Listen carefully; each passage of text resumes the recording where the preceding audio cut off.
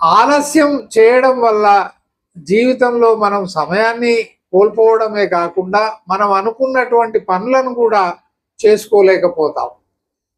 సరి అయిన సమయంలో మనం పొలాన్ని సిద్ధం చేసుకొని ఉండి సరి అయిన సమయానికి విత్తనాలను నాటితే మనకు సకాలంలో మంచి పంట రావడానికి వీలవుతుంది. అలాగే జీవితం అనేటువంటి పొలంలో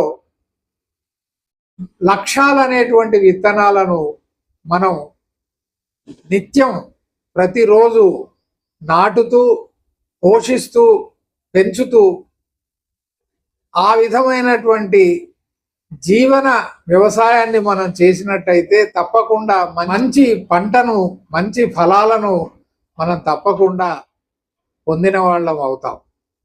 కాబట్టి సమయం అనేది చాలా చాలా ప్రధానమైనటువంటి అంశం. సరి అయినటువంటి కాలంలో తగినటువంటి పని చేయడం అంటే సమయాన్ని మనం గౌరవించిన వాళ్ళం అవుతాం.